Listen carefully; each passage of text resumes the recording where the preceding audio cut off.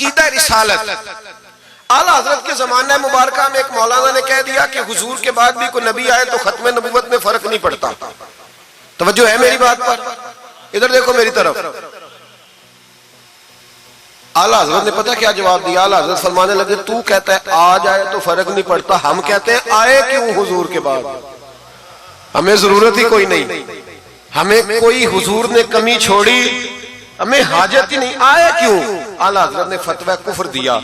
एक मौलाना उठे तो कहने लगे जैसा इल्म नबी पाक को है वैसा जानवरों पागलों सबको है।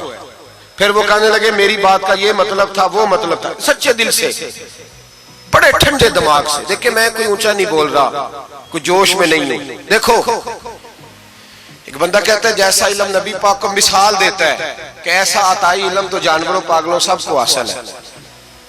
वो कहता है मेरा ये मतलब है, मेरा वो। हमारा सवाल ये है कि तुझे ये बात कहने की जरूरत क्या है? बोले है कोई जरूरत?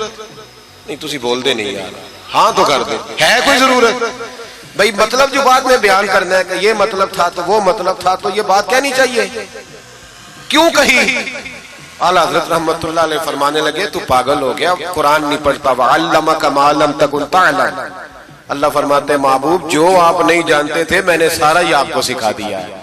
फरमाया जिसका उस्ताद रब हो उसे कोई कमी रहती है? फरमाने लगे तू ये मिसालें देता है, हमारा अकीदा ये है कि अल्लाह ने गैब के खजानों की कुंजियां ही अपने नबी को अता फरमा दी। नहीं थोड़ा सा अगर आप समझे ना, मेरा सुन्नी एक ही बात करता है, जब इससे कोई बंदा कोई मसला पूछता है ना तो सुन्नी कहते हैं मैं तो पढ़ा हुआ ही नहीं। ओ खुदा के बंदे आज पढ़ के जाना सारी महफिल, और आइंदा जुमा भी अपने खतीब के पास पढ़ना जरा ध्यान से, फिर अगला भी पढ़ना, फिर तो इंशाल्लाह कहेगा नहीं मैं पढ़ा हुआ नहीं। भाई नमाज में आयत पढ़ते रब्बना इग़फिरली तो अब्बा जी का ख्याल आता है कि नहीं? तो नमाज टूट गई कि रह गई? अम्मा जी का ख्याल आता है कि नहीं? आला हज़रत फरमाने लगे अगर तेरा बाप जो बेनमाजी हो, अनपढ़ हो, उसका ख्याल आने से नमाज नहीं टूटती, तो फिर सुन हमारा अकीदा क्या है। तू कहता है नबी पाक का ख्याल आ जाए तो नमाज टूट जाती है। आला हज़रत फरमाने लगे हमारा अकीदा ये है कि जब तक रसूल पाक का ख्याल आए ना हमारी नमाज होती ही नहीं, होती नहीं जब तक। कुछ लोग यार नबी पाक हमारी तरह बशर है। ओ भाई देखो ना आज खबर मिली है कि हॉलैंड ने फिर से खाके शाया कर दिए। इधर देखो मेरी तरफ, ये नामूस रिसालत का मसला 100 साल पहले आला हज़रत ने समझाया था और फरमाया था दुश्मन अहमद पे शिद्दत कीजिए, मुल्हिदों से क्या मुरब्बत कीजिए, शिर्क ठहरे जिसमें ताज़ीम हबीब, उस बुरे मजहब पे लानत कीजिए। वो जो नामूस रिसालत की बात तब की थी, फरमाया नादानो आज तो तुम कह रहे हो कि हुजूर हमारी तरह के बशर हैं, तो जब तुम बशर बनाओगे तो फिर लोग कहेंगे कि सियासतदान का खाका बन रहा है तो इनका क्यों ना बने माज़अल्लाह। उस वक्त आला हज़रत ने कहा था ना ना ये बात नहीं है। आप फरमाने लगे बात यह है कि अल्लाह की सरताब कदम शान है ये, इंसान नहीं इंसान, वो इंसान है ये।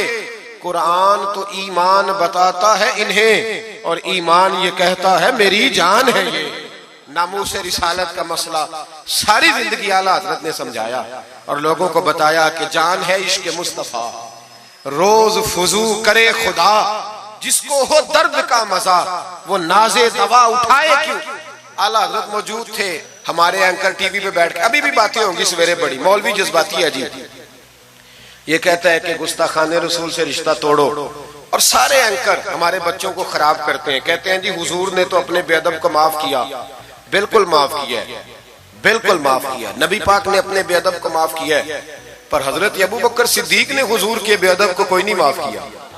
हजरत उमर ने हुजूर के बेअदब को माफ, हजरत उस्मान गनी ने माफ, मौला अली ने माफ, इन लोगों ने हुजूर के बेअदब को माफ।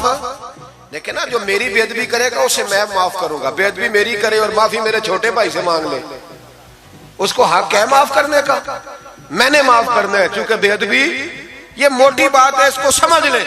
इस इज्तिमा में मैं हुकूमत पाकिस्तान को मशवरा देता हूँ, बड़ा बड़ा ठंडा मशवरा देता हूँ कि अगर बचना चाहते हो ना तो इनसे ताल्लुक तोड़ लो और इन्हें सख्त जवाब दो, बच जाओगे। वरना जो उनसे रिश्ता नहीं तोड़ेगा वो खुद भी नहीं बचेगा, वो राह में बह जाएगा, वो अल्लाह की पकड़ में आ जाएगा। उसके लिए मुश्किल हो जाए।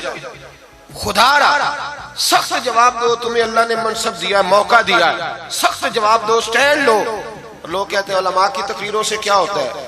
हमारी तकरीरों से गाजी इल्म दीन शहीद पैदा होते हैं, हमारी तकरीरों से आमर चीमा शहीद पैदा होते हैं, हमारी तकरीरों से गाजी मुमताज हुसैन कादरी पैदा होते हैं, ये यहां से पैदा होते हैं। इसलिए मेहरबानी करें, खुदा का खौफ करें और सख्त जवाब दें और अपने मुसलमान होने का, आप मुसलमान हैं, मुसलमान होने का सबूत दे, सख्त जवाब दे। और अगर वो नहीं मानते तो गुजारा खाने पीने रोटी के बगैर हो जाता है, पर नबी पाक के बगैर नहीं होता। इसलिए मेहरबानी करो, उनको करारा जवाब जाना चाहिए। आप तायीद करते हैं मेरी बात की? सारे हज़रात होना चाहिए ना जी ऐसा।